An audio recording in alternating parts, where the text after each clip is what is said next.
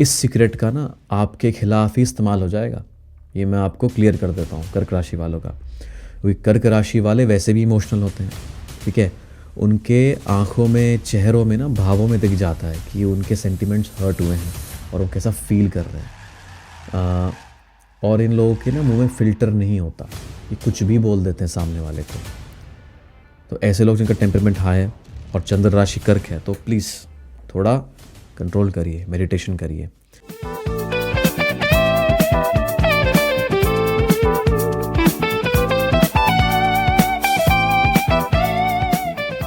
Hello friends, आपका फिर से स्वागत है मेरे चैनल में। मैं हूं एस्ट्रो तिरु और आज हम बात करने वाले हैं राहु के गोचर कर्क राशि वालों के लिए। देखिए, ध्यान दीजिएगा, मैं आपको कर्क राशि चंद्र से बता रहा हूं। कभी भी आपको ट्रांजिट देखना हो ना, आप याद रखिए, ट्रांजिट या गोचर देखने के लिए सबसे जो बेस्ट तरीका है वो चंद्र राशि से ही है। मुझे नहीं पता क्यों लोग बोलते हैं कि लगन से आपको गोचर देखना चाहिए, वो काम नहीं करेगा। अगर आपको सटीक रिजल्ट जानने हैं गोचर के, जो कि एक टॉनिक होता है। आप सोचेंगे टॉनिक क्या होता है? टॉनिक होता है जो हमें टेम्पररी एनर्जी दे देता है, ठीक है। वो कभी ना कभी आएगा और कभी ना कभी जाएगा। देखिए, राहु कुंभ राशि में जब आ रहा है ना, तो हमेशा के लिए रहने नहीं वाला। वो 1.5 साल के लिए रहेगा, फिर आगे बढ़ जाएगा। इसलिए मैंने उसको टॉनिक बोला है। और टॉनिक जो होता है वो टेम्पररी होता है, इसलिए उसको चंद्र राशि से देखना चाहिए। अगर आप मेरे चैनल पर नए हैं दोस्तों, तो कृपया लाइक करिए, शेयर करिए, सब्सक्राइब करिए और कमेंट्स तो बिल्कुल करिए। अगर आपने लास्ट वीडियो मिस कर दिया है तो मैं एक लिंक डाल देता हूँ यहाँ पे। वो था जेमिनी राशि, चंद्र राशि से राहु का गोचर। तो 18 मई को दोस्तों, अभी रिसेंटली 18 मई को राहु एंटर कर गया कुंभ राशि में और केतु एंटर कर गया है आपका सिंह राशि में। और आज हम बात करेंगे कर्क राशि के गोचर की। देखिए, कर्क राशि के लोग जो होते हैं ना, बहुत सेंटिमेंटल होते हैं, बहुत इमोशनल होते हैं और बहुत इंट्यूटिव होते हैं। इनकी ना इंट्यूशन कहते हैं ना, बिल्कुल गिफ्टेड होती है, एकदम समझ जाते हैं। They are master of manipulation. अब जो कर्क राशि के लोग हैं, इनका राहु कहाँ गोचर कर रहा है? राहु इनका आया है अष्टम भाव में, ठीक है। 8th हाउस नेचुरल क्या होता है? आप सोच के देखिए। 8th हाउस होता है ऐसे इंसिडेंट्स, ऐसे एक्सीडेंट्स जो अचानक होते हैं, ठीक है। उनकी कोई प्लानिंग नहीं होती, कोई आप उसको एंटिसिपेट नहीं कर सकते, वो अचानक होते हैं।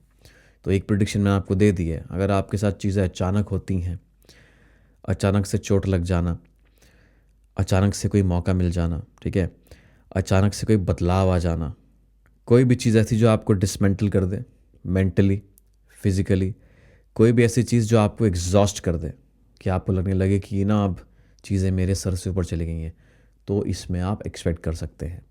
जितने भी एक्सीडेंटल सिनेरियोज हैं, इस वक्त कर्क राशि वालों को, चंद्र राशि वालों को घेर के रखेंगे, ठीक है।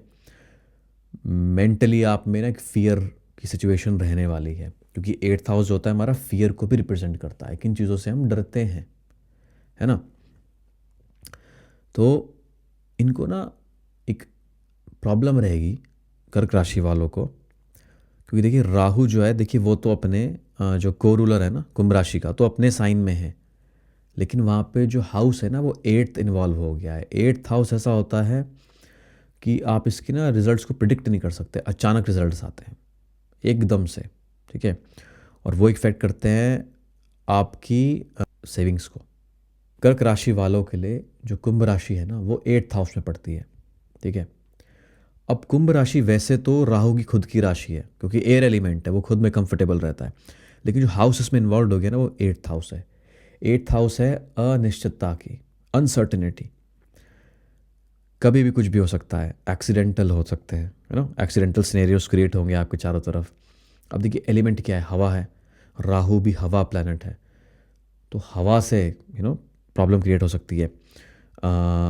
एस्थमा की प्रॉब्लम हो सकती है, अगेन वायु से कनेक्टेड है। जब आप फिसल जाते हैं, कहीं गिर जाते हैं ना, हवा में होते हैं, चोट लग जाती है, तो वो भी चीज़ें हो सकती हैं। कुंभ राशि है तो इसमें लेग्स का ध्यान रखिए अपने, पैर फिसलना, इन चीज़ों का।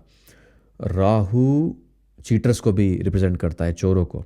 अचानक से चोरी हो जाना, आपका सामान गायब हो जाना, आपके ना खिलाफ कोई छल हो रहा है, सीक्रेट है ना। 8th हाउस, आपको पता नहीं लग रहा कि कोई आपका गड्ढा खोद रहा है आपके लिए। तो बहुत सोच समझ के आपको बात करनी है लोगों से। अपनी बातें सीक्रेट रखनी है। देखिए 8th हाउस का इन्वॉल्वमेंट है, तो किसी भी किस्म का सीक्रेट अगर आपका है तो अपने तक ही सीमित रखिए उसको, किसी से भी साझा ना करें। इस सीक्रेट का ना आपके खिलाफ ही इस्तेमाल हो जाएगा, ये मैं आपको क्लियर कर देता हूँ कर्क राशि वालों का। क्योंकि कर्क राशि वाले वैसे भी इमोशनल होते हैं, ठीक है। उनके आँखों में, चेहरों में ना, भावों में दिख जाता है कि उनके सेंटिमेंट्स हर्ट हुए हैं और वो कैसा फील कर रहे हैं। आ, और इन लोगों के ना मुंह में फ़िल्टर नहीं होता, ये कुछ भी बोल देते हैं सामने वाले को। तो ऐसे लोग जिनका टेम्परमेंट हाई है और चंद्र राशि कर्क है, तो प्लीज़ थोड़ा कंट्रोल करिए, मेडिटेशन करिए, माइंड को स्टिमुलेट करिए अपने अच्छे थॉट से, ठीक है। तो इसमें क्या होगा, आप अपने आप को मेंटली ठीक से हैंडल कर पाएंगे। क्योंकि राहु जो आता है ना, वो बखेड़ा खड़ा करता है, जहाँ भी आता है उस चीज़ को डायनामिक बनाता है। तो आपने कोई राज छुपा रखे हो, ठीक है, आपने कोई सेविंग्स छुपा रखी है अपनी, है ना, आपने कोई रिलेशनशिप छुपा रखा है, अचानक से छलक करके आएगा सामने वो और आपको नुकसान पहुंचाएगा, तो संभल करके रहिए।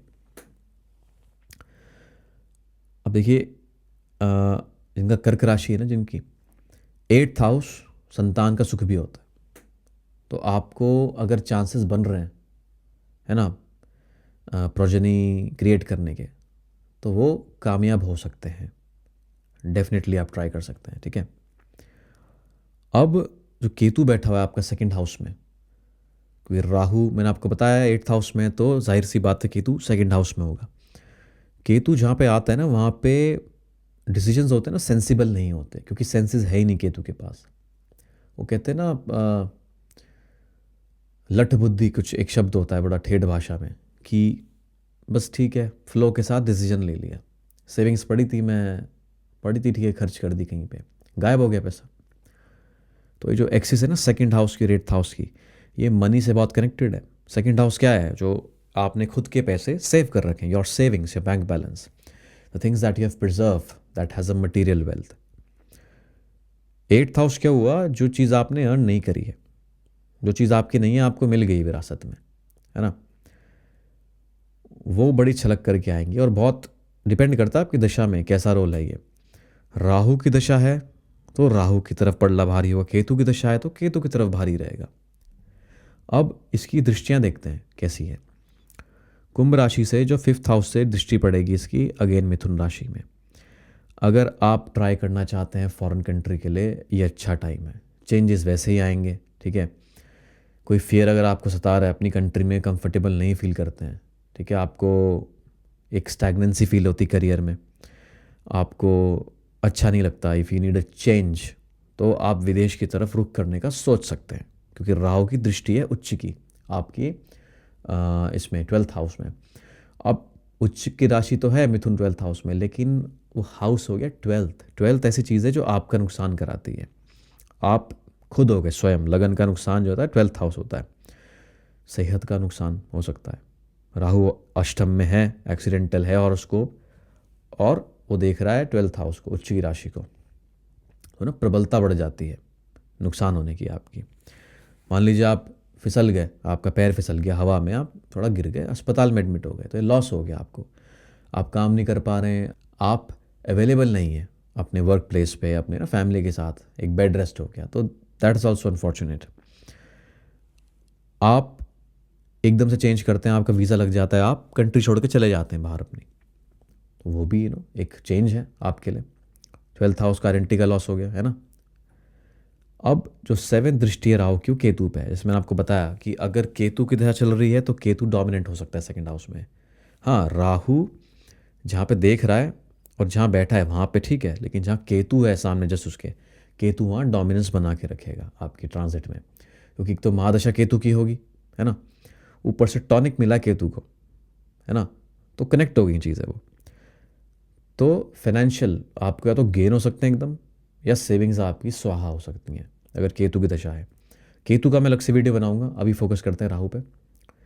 अगर आपकी राहु की महादशा है और 8th में आपका ट्रांजिट कर रहा है गोचर, जो कि कर्क राशि वालों का कर रहा है, चंद्र राशि कर्क की बात कर रहा हूँ, तो राहु एक्स्ट्रापोलेट करेगा सेविंग्स को आपकी। आप सोचेंगे यार मैंने पैसा बहुत रख रखा है, मेरा फॉरेन करेंसी कर लेता हूँ कन्वर्ट, थोड़ा ना डॉलर्स में रख लेता हूँ पैसे, कुछ ऑर्नामेंट्स खरीद लेता हूँ, ठीक है। मुझे ना एंटिक बड़ा पसंद आया, इसको प्रिजर्व करना है, ये ना बड़ा बाहर से मैं मंगा लेता हूँ एंटिक, इसकी वैल्यू बढ़ जाएगी आगे जाके ना आपकी। आप पैसे सेविंग्स है ना अपनी इन्वेस्ट करेंगे कहीं पे एंटिक्स में। फॉरेन एक एलिमेंट रहेगा, करेंसीज में आपने रख लिया, मेटल्स में आपने इन्वेस्ट कर दिया, है ना। किसी दूसरे से पैसा आया आपको, राहु अष्टम में है, ये भी चांसेस हैं आपको वसीयत वगैरह मिलने के ना, प्रॉपर्टी इनहेरिटेंस मिलने के। आपने वो दूसरी करेंसी में रख दिया, 12वें घर को देख भी रहा राहु, आपके पास पैसा आया इनहेरिटेंस से, आपने उसको कन्वर्ट किया पैसे को दूसरी करेंसी में, आप मूव आउट हो गए कंट्री से, ये भी पॉसिबल हो सकता है। लेकिन दशा पे डिपेंड करता है, जो कंक्रीट रिजल्ट्स है ना। ट्रांजिट आर टॉनिक, गोचर टॉनिक है, आपको ना एक इफेक्ट निकाल सकते हैं, आप निकाल सकते हैं इससे अपने लेवल, ये आपको ऑटोमेटिकली नहीं देंगे, आपके एक्शंस पे डिपेंड करता है। तो ये हो सकता है आपका, ठीक है, लाइफ में चेंजेस, क्योंकि अष्टम भाव में है, 12th में देख रहा है फॉरेन एलिमेंट, ठीक है। कोई सर्जरी के लिए बाहर जाना पड़ सकता है आपको। और अगर राहु की महादशा डोमिनेंट है, चल रही है आपकी, अंतर्दशा भी अगर चल रही है, तो केतु थोड़ा वीक पड़ जाएगा सेकंड हाउस में। तो राहु वहाँ देख रहा है, तो करेंसी या आपकी सेविंग्स या आपकी जो भी मटेरियल वेल्थ है उसमें एक फॉरेन एलिमेंट आ सकता है ना। अब राहु की जो 9वीं दृष्टि कहाँ पड़ती है आपके, वो पड़ेगी आपके 4th हाउस में, ठीक है। 4th हाउस में आपकी तुला राशि है, रिलेशनशिप्स की राशि है, और भाव हो गया चौथा। तो इन जनरल घर में रिलेशनशिप्स कैसे रहेंगे, आपकी मदर से रिलेशनशिप्स कैसे रहेंगे, उस पर आपको गौर करना है। वो एक्सट्रपोलेट होंगे, अचानक से छलक करके आएंगे। राहु की दृष्टि के अंदर ना एक डिज़ायर का एलिमेंट तो होता ही है, प्लस थोड़ा डिस्टर्बिंग भी होता है। राहु ना आके डिस्टर्ब करता है चीज़ों को। जहाँ राहु अपनी एनर्जी फेंक देगा ना, उस चीज़ को ज़्यादा कर देगा। अब सोचिए आपका अष्टम में राहु आया हुआ है, ठीक है, और अष्टम में बैठ करके आपके 9वें घर को देख रहा है, ठीक है। वहाँ रिलेशनशिप्स का साइन तुला है। हो सकता है आपके घर में आपके रिलेशनशिप अच्छे हों अपने माँ बाप से, और उसके चलते हुए आपको इनहेरिटेंस मिल गई, है ना, फ़ायदा हो गया आपका, एकदम से प्रॉपर्टी मिल गई आपको बहुत सारी। ये भी हो सकता है कर्क राशि वालों के लिए। उल्टा भी हो सकता है, प्रॉपर्टी जा भी सकती है अगर रिलेशनशिप आपके ठीक नहीं है। राहु का रिजल्ट है ना दशा महादशा पे बहुत ही ज़्यादा डिपेंड करता है। ये एक्सट्रपोलेट करने आते हैं बस चीज़ों को, इनके खुद के रिजल्ट्स नहीं है, छाए ग्रह हैं। तो कर्क राशि वालों के लिए मैं ऑन एंड ऑफ बोलूँगा, हेल्थ वाइज ठीक नहीं है, मटीरियली अच्छा है, पैसों के हिसाब से अच्छा है, इन्वेस्टमेंट करनी है तो पैसे आ जाएंगे इनके पास। पर देखिए हेल्थ ही नहीं होगी तो आप पैसों को क्या करेंगे। तो सबसे पहले आपको हेल्थ का ध्यान रखना है अपने, then you have to focus on your material angles. Mother को, है ना, हाउस होल्ड को, अपने घर के जो माहौल है ना उस पर बहुत ढंग से ध्यान देना है आपको। रिलेशनशिप्स का साइन है वहाँ पे अभी आपके कर्क राशि वालों के, और राहु देख रहे हैं वहाँ पे। तो स्पेकुलेशंस ना आए, कुछ गड़बड़ ना हो रिलेशनशिप्स में। जो चीज़ें जैसे चल रही ना उनको वैसे चलने दिया जाना चाहिए, ठीक है। घर में जो आपके जो भी हो रहा है, प्रोफेशनल लाइफ में आप जो भी चेंज करें डजेंट मैटर, घर में ज़्यादा ना राहु की एनर्जी नहीं लेके आनी चाहिए। घर में ना एनर्जी केतु की ज़्यादा शूट करती है। आप एक मेरी बात याद रखना, Ketu is like go with the flow, है ना। फैमिली में सबकी बात सुनो, आप फादर की भी सुनो थोड़ी, मॉम की भी सुनो, वाइफ की भी सुनो, अपने भाइयों की भी सुनो, सिस्टर्स की भी सुनो। इससे क्या होता है ना, सब में एक हारमोनी बनी रहती है कि everybody has opportunity to speak and everybody has patience to listen. Rahu आता ना, वो कहता है उससे भी ज़्यादा मैं ही करूँगा, अपनी डोमिनेंस ज़्यादा कर देता है। तो केतु सही रहता है 4th हाउस में, रिलैक्स रहता है इंसान, वहाँ पे फ्लो के साथ चला जाता है।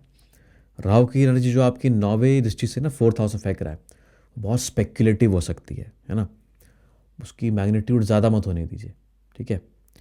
तो दोस्तों यही था मेरा आकलन कर्क राशि वालों के लिए, राहु का गोचर क्या कर सकता है। अगर आपको वीडियो पसंद आए तो लाइक करिए, शेयर करिए, सब्सक्राइब करिए, कमेंट्स करके बताइए आपको वीडियोस कैसे लग रहे हैं, ठीक है।